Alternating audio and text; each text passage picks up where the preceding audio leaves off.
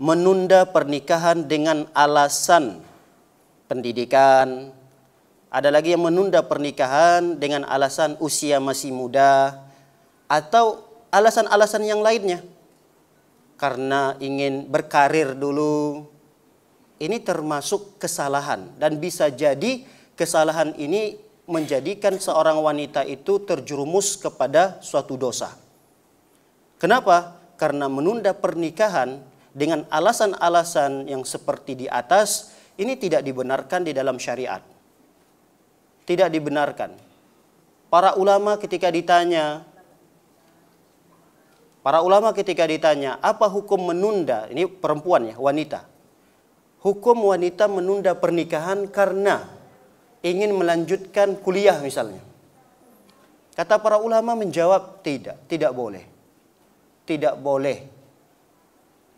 Ustadz, bagaimana caranya seseorang dalam kondisi dia kuliah, dia ingin melanjutkan pendidikannya, tapi dalam kondisi saat itu dia harus menikah? Ya, tidak harus memang menikah, tapi bagaimana caranya dia bisa melanjutkan S1-nya, namun dia bisa terhindar dari perkara-perkara fitnah-fitnah yang akan menjerumuskan dia ke dalam perzinahan. Ini harus dia bisa lakukan. Nah, siapa yang bisa menjamin seorang wanita ketika dia duduk di bangku kuliah, dia bisa terhindar dari perbuatan-perbuatan zina? Makanya para ulama menasihati seorang wanita yang ingin melanjutkan pendidikannya, kalau bisa dia menikah, menikah. Tidak ada larangannya. Jadi ketika ada yang melamarnya atau ada orang yang datang untuk melamarnya, kita sudah lihat laki-laki yang melamar ini adalah laki-laki yang baik, agamanya baik, akhlaknya baik. Kasih kesepakatan kepada laki-laki itu. Ini anak saya atau putri saya ingin melanjutkan kuliah. Bagaimana kalau nanti menikah dengan Anda, apakah dia boleh tetap melanjutkan kuliahnya? Kalau ada kesepakatan seperti itu, kata calon suaminya tidak ada masalah, silakan lanjutkan terus kuliahnya. Kan ini bisa menjadi satu titik temu antara pasangan calon suami dan istri tersebut. Artinya pernikahan itu tidak akan menghalangi seseorang dari melanjutkan pendidikannya. Karena ada satu kisah yang disebutkan oleh para ulama, dan kisah ini juga disebutkan dalam satu kitab yang ditulis oleh Dr. Nasir Al-Umar. Beliau menyebutkan di dalam kitabnya itu tentang beberapa kisah-kisah. Di antaranya adalah kisah seorang wanita yang berkarir, yang memiliki kedudukan yang besar, yang tinggi, jabatannya juga tinggi dalam ilmu kedokteran. Suatu ketika si wanita ini didatangi oleh laki-laki yang baik untuk melamarnya. Tatkala usianya sekitar 18 tahun, 19 tahun lah begitu. Si wanita ini. Dia menolak laki-laki itu. Dia tolak laki-laki itu karena alasannya saya ingin melanjutkan kuliah dokter saya. Setelah ditolak laki-laki tersebut, dia lanjutkanlah kuliahnya. Sampailah selesai kuliah di umur 25 tahun. Setelah di umur 25 tahun itu mulai dia buka praktek.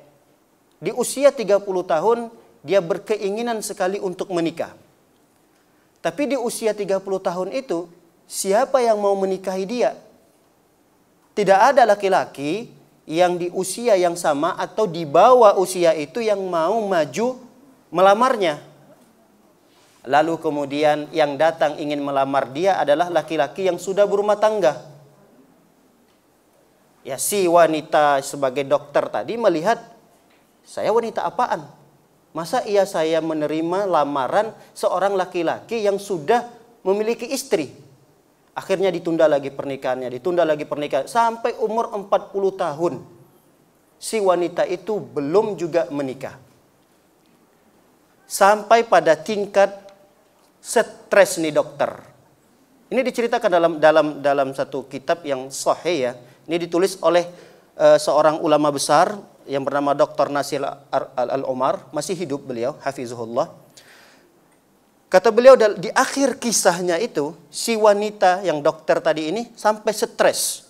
Di setiap paginya di jam 7 dia selalu berteriak-teriak. berteriak-teriak mengatakan, ambillah ijazahku dan berikanlah aku seorang suami. Kalau memungkinkan, ijazahku, rumahku, tempat praktekku, kemudian buku-buku referensi yang selama ini aku kumpulkan untuk aku pelajari, ambil semuanya itu, tapi berikan aku seorang suami.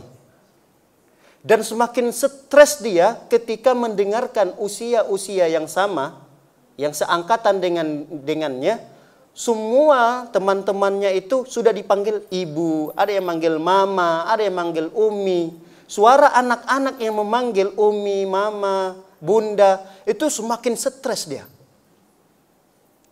Sehingga kata beliau menjelaskan di sini, beliau merasa tempat prakteknya itu adalah neraka bagi dia. Tempat prakteknya itu, tempat praktek dia mengobati orang, itu seakan-akan bagaikan penjara baginya. Padahal orang-orang melihat bahwa dia ini adalah orang yang sukses sekali. Orang-orang semua berkeinginan pengen pakai jas berwarna putih yang dia kenakan. Tapi mereka tidak tahu apa yang diinginkan oleh wanita dokter ini, bahwa sesungguhnya ambil jas ini, ambil semua gelarku ini, ambil tempat praktekku ini, tapi berikan aku seorang suami yang mendampingiku, dan dengan itu aku bisa mendengarkan anak yang memanggil diriku dengan bunda, mama, umi, dan seterusnya. Lihat, pelajaran yang luar biasa yang didapatkan oleh kita sebagai orang tua. Jangan sekali-kali menolak seorang lamaran laki-laki yang datang hanya karena alasan yang tidak syar'i. Itu kewajiban kita sebagai orang tua. Ustadz, apa tidak boleh anak perempuan itu sekolah tinggi-tinggi? Boleh, tidak ada larangannya. Silahkan, ibu punya anak perempuan, sekolahkan tinggi-tinggi. Cuma jangan sampai karena alasan sekolah, pendidikan, lalu kemudian kita menolak lamaran dari seorang laki-laki yang soleh tadi. Ibu, sehebat apa sih kuliah, tempat kuliah anak kita itu, sehingga kita lebih memilih berkarir, anak kita berkarir di tempat kuliah itu dibandingkan seorang laki-laki yang soleh gitu. Lebih mahal mana? Lebih berharga mana gitu? Ada orang yang menganggap bahwa kuliahnya itu mahal, Ustadz. Bisa dibayangkan nanti kalau dia di semester 5 menikah, lalu kemudian semester 6 dia tidak lanjut lagi. Tidak ada yang menghalangi anak tersebut untuk tidak melanjutkan. Silahkan dilanjutkan. Banyak kok teman-teman kita itu selain mereka kuliah, di samping itu juga mereka berumah tangga, mencari nafkah. Dan banyak teman-teman kita seperti itu. Saya juga dapati teman-teman yang kuliah di Lipia. Nah, ada memang sebagian akhwat itu memang ya sudah gagal gitu. Gagal itu kalau sudah berumah tangga, udah mereka tinggalkan kuliah mereka. Padahal ini kuliahnya di tempat yang mau masuk aja susah gitu. Di Lipia itu apalagi akhwat ya. Akhwat itu kan sulit sekali, persaingannya ketat gitu. Kalau ikhwannya memang juga termasuk ketat, tapi jauh lebih ketat persaingannya kalau akhwat. Nah, ini akhwat sudah duduk di bangku kuliah di Lipia itu, dilamar oleh laki-laki, diterima oleh akhwat tersebut.